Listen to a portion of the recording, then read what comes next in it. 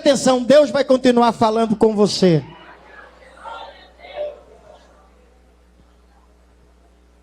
Amém. Graça e paz, queridos. Grande prazer estar aqui mais uma vez com vocês. E logo eu preciso aqui agradecer Pastor Rosivaldo por ser boca de Deus na minha vida.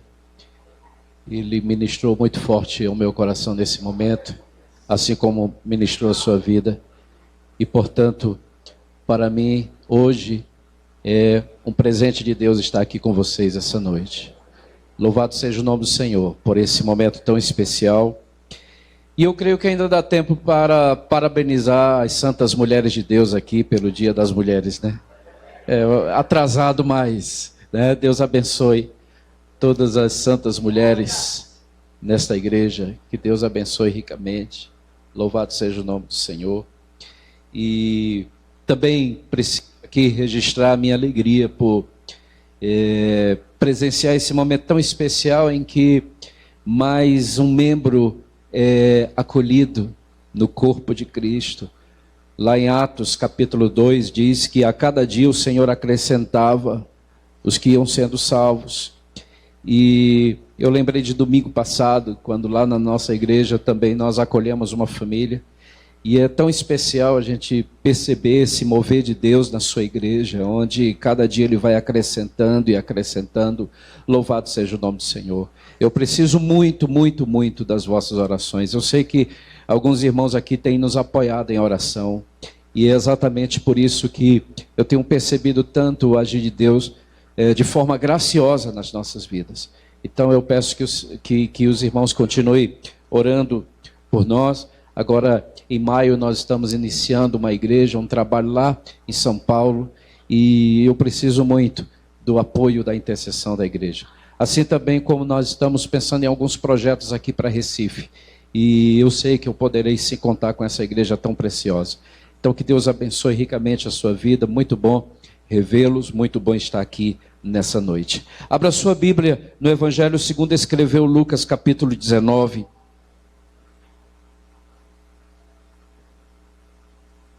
Evangelho segundo escreveu Lucas, capítulo 19.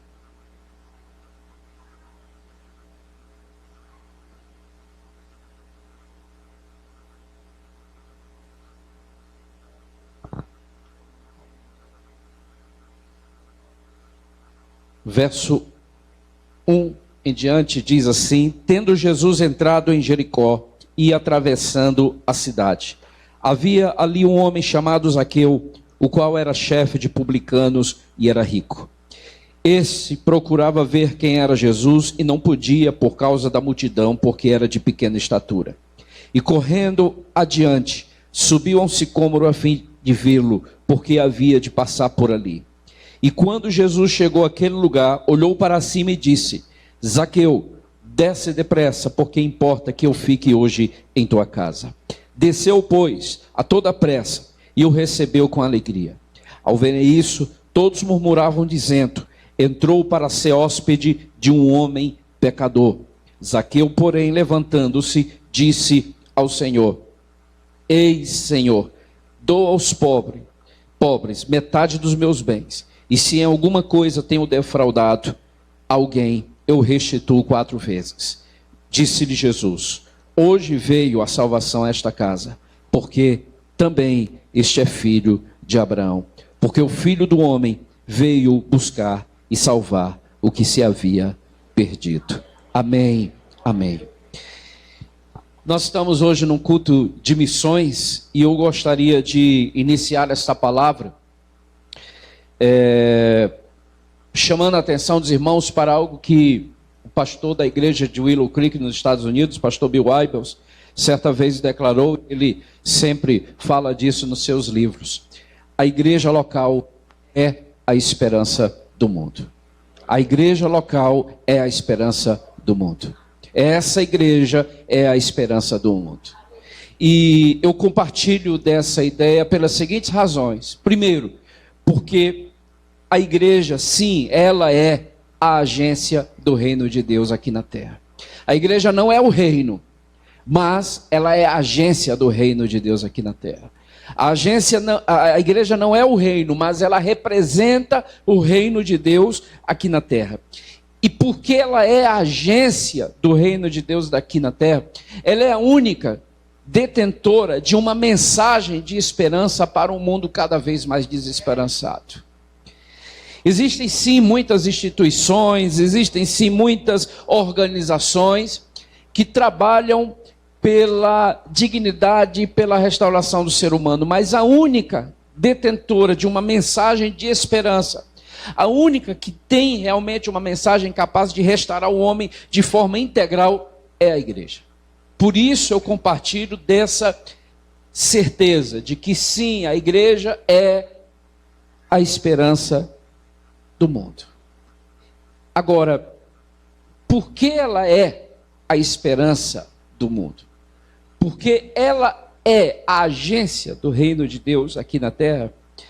Ela precisa resgatar algumas verdades que em algumas situações ou em alguns contextos acabou ficando lá atrás no passado. Já não prestamos mais atenção a isso. A igreja que é a agência do reino de Deus aqui na terra, a igreja que é a esperança desse mundo, ela precisa atentar para alguns importantes princípios. Princípios esses que eu encontro aqui no capítulo 19 de Lucas e eu gostaria de compartilhar com os meus queridos irmãos essa noite rapidamente. Que princípios são esses? Se nós entendemos que, como igreja, como agência de Deus aqui na terra, somos a esperança do mundo, precisamos então resgatar alguns princípios. Que princípios são esses? O primeiro princípio é o seguinte: precisamos resgatar o princípio de que, como igreja, como esperança do mundo, cabe a nós restaurar a dignidade do ser humano. Veja bem, queridos, o texto que nós acabamos de ler fala de um homem excluído, Zaqueu. Está certo que esse homem era rico, muito rico. Mas, apesar de rico, Zaqueu, ele era considerado por muitos escória. Ele era considerado por muitos um traidor, seus conterrâneos. Ele era considerado por muitos um homem a serviço dos banqueiros. Então, ninguém queria conversa com ele. A prova da perda da sua dignidade está exatamente no versículo 7. Quando o texto vai dizer que as pessoas já não mais chamam Zaqueu pelo nome, mas de o homem pecador. O texto diz que as pessoas estavam ali murmurando porque Jesus foi para a casa do homem pecador. Ninguém fala aqui do Zaqueu. As pessoas se referem ao homem pecador. O indivíduo perde a sua dignidade exatamente quando ele já não é mais chamado pelo nome. É o viciado, é o ébrio, é a prostituta, é o ladrão, é o vagabundo. Ou seja, já não é mais aquela pessoa com nome. Por quê? Porque ele perdeu a sua dignidade. Por sinal, olhe para a pessoa que está do seu lado. Você conhece essa pessoa aí que está do seu lado aí pelo nome?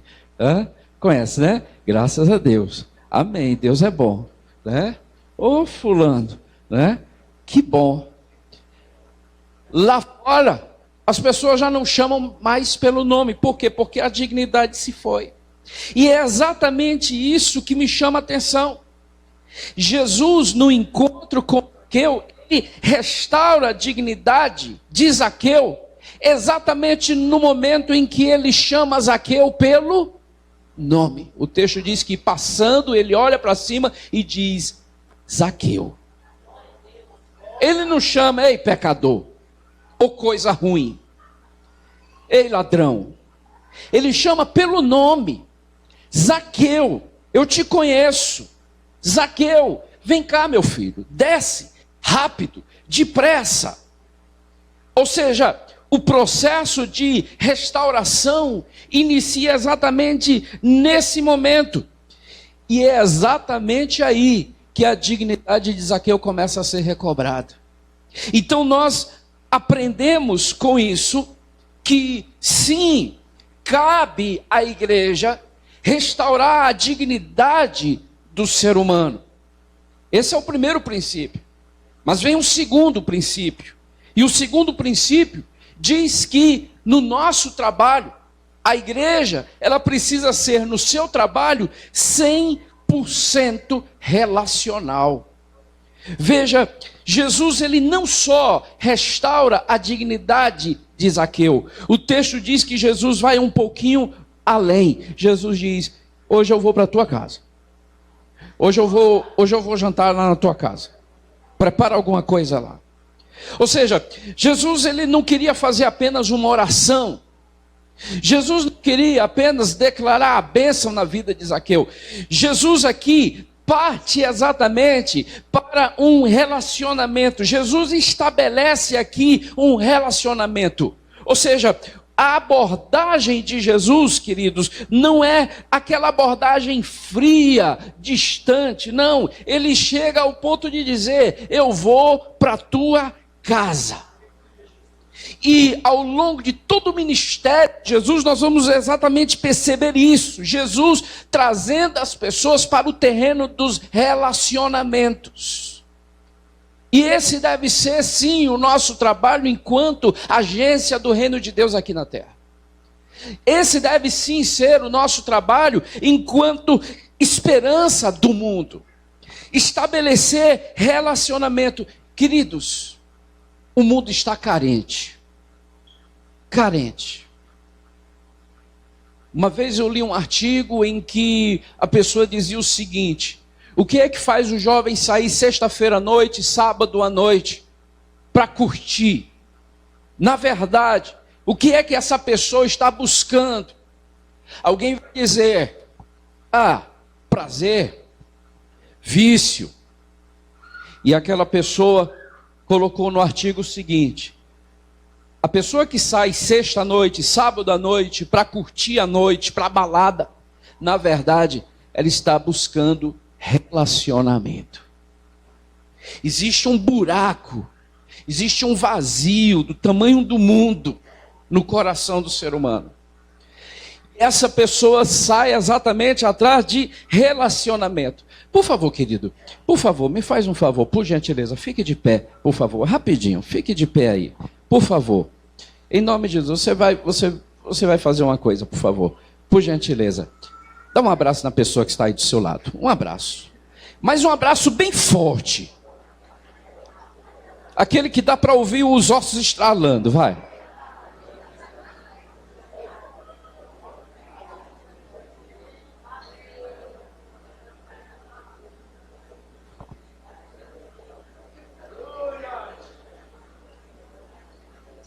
Amém.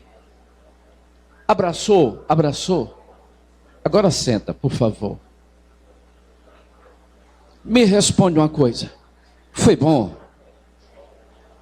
É bom receber um abraço? Sabe por que eu fiz isso? Sabe por que eu pedi? Domingo, antes de iniciar a celebração, eu chamei uma pessoa que chegou recentemente na nossa igreja.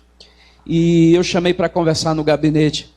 E ele disse para mim: pastor, sabe qual foi a coisa que mais me impactou aqui? Tá certo que a mensagem foi uma bênção, tá certo que o louvor foi uma bênção, mas a coisa que realmente me fez tomar a decisão, a coisa que realmente me levou a decidir ficar aqui, foi o momento do abraço, pastor. Foi quando o Senhor pediu para alguém que estava do lado abraçar, e eu recebi um abraço, e isso para mim fez a diferença.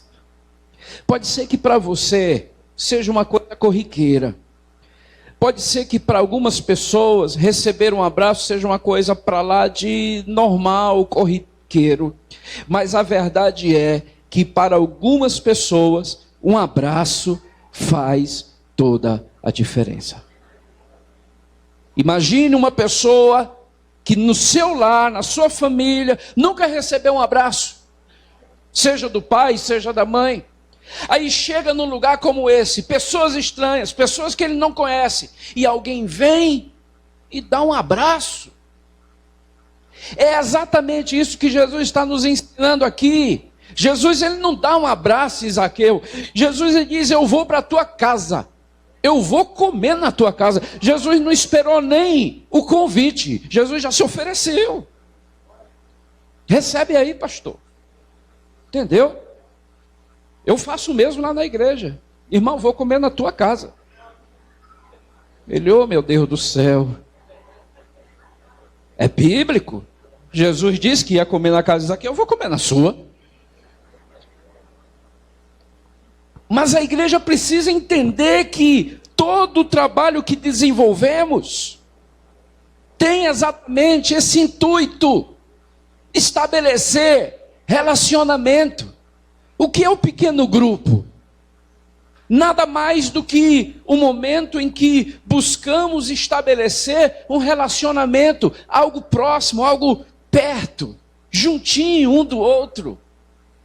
Portanto, essa igreja que quer ser esperança do mundo, essa igreja que quer ser agência do reino de Deus, precisa entender que todo o seu trabalho, sim, deve ser 100% relacional. Portanto, abrace, mas abrace muito. Abrace antes do culto, durante o culto, depois do culto. Amém? Em nome de Jesus, quando terminar, chama o irmão para a pizzaria, convida o pastor, entendeu? Convida o pastor visitante também, entendeu? E vamos fazer a festa. Receba em nome de Jesus. Glória a Deus. O pastor já está dizendo aqui: o Senhor Deus está te usando, pastor. Amém. E eu vou deixar ele usar mais e mais. Então, querido, entenda, precisamos, sim, eu costumo dizer para a igreja que o projeto de Deus para a sua igreja é que essa igreja seja mais do que uma igreja. O projeto de Deus é que a igreja seja, sim, uma grande família. Irmãos, irmãos, irmãos. Amém? Olhe para a pessoa que está do seu lado, diga, olhando nos olhos dele: você é meu irmão. Amém? Você é meu irmão.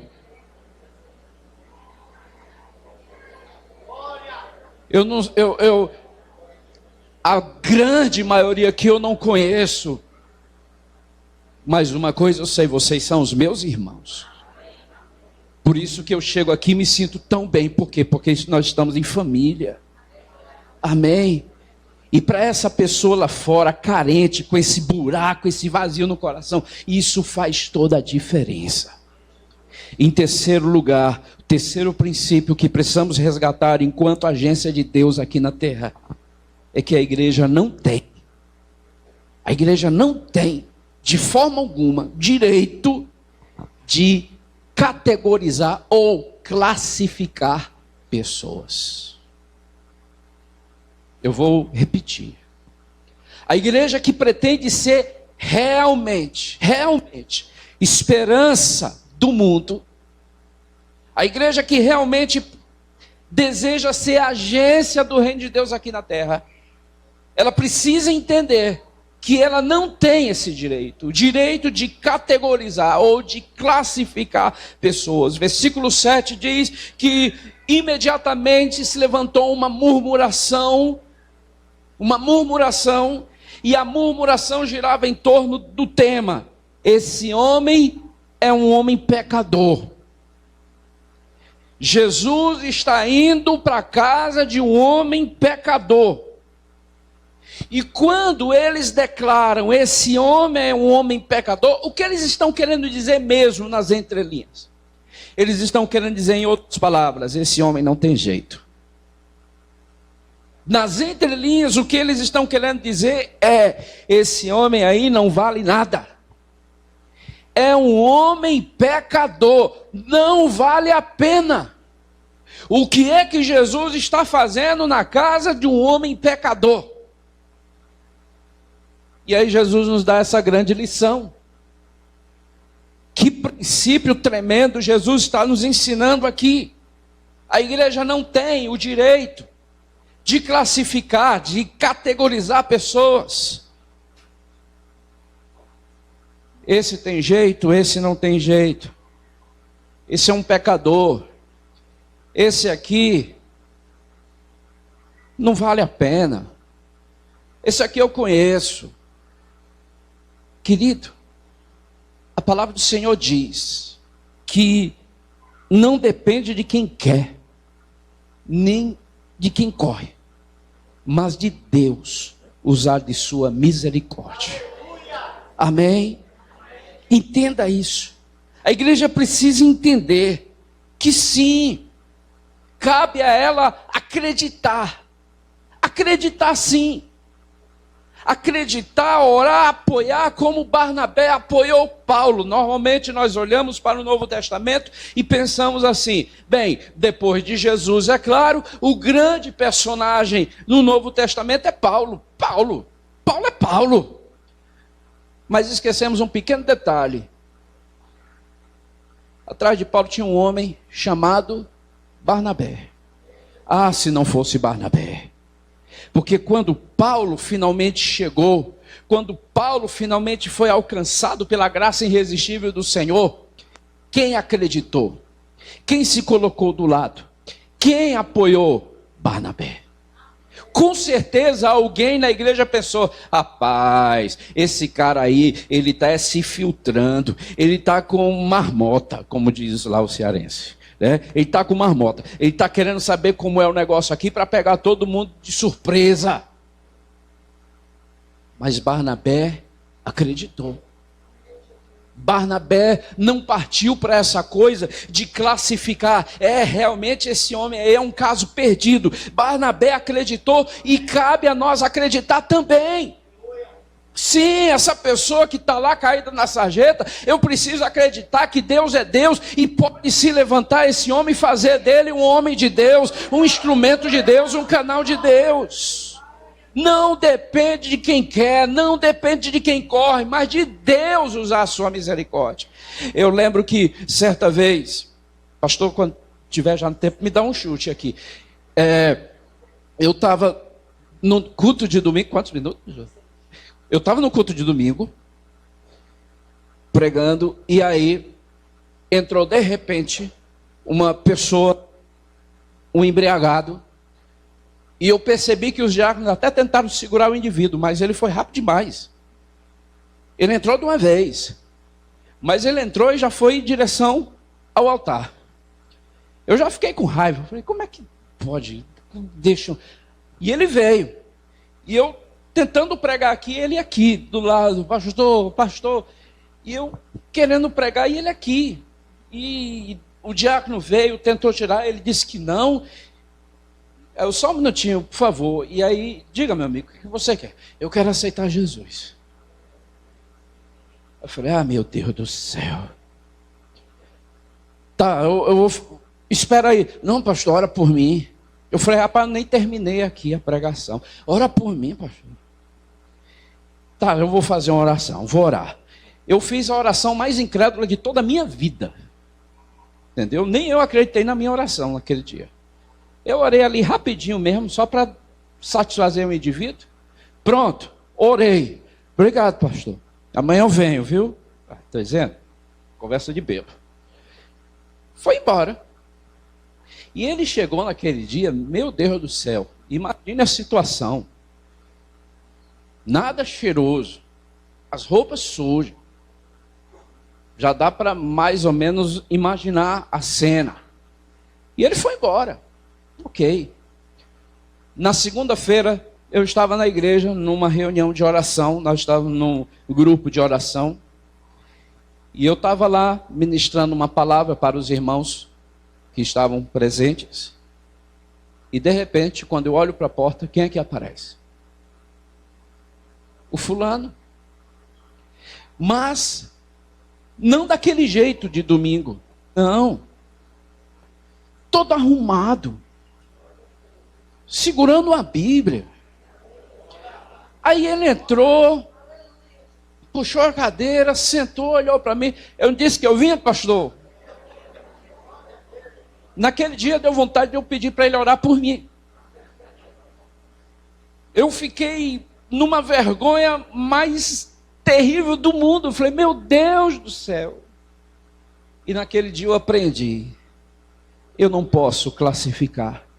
Eu não posso categorizar pessoas. E é exatamente isso que Jesus está dizendo. Portanto, minha irmã, se o seu esposo ainda não está aqui, não permita que Satanás coloque na sua boca essa mentira, como o pastor falou aqui. Não tem jeito. Pastor, uma vez uma pessoa chegou, uma senhora, eu fui pregar em outra igreja, e quando terminei a pregação, terminou o culto, ela veio ao meu encontro, pastor, posso falar com o senhor rapidinho? Eu falei, pode, minha irmã.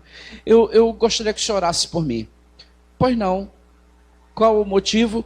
Ela, pastor, é o seguinte, eu estou deixando meu marido. Eu vou sair de casa, eu não aguento mais, e eu quero que o senhor ore por mim. Eu falei, minha irmã, eu não oro para abençoar a separação. Eu oro para Deus abençoar a união, mas abençoar a separação...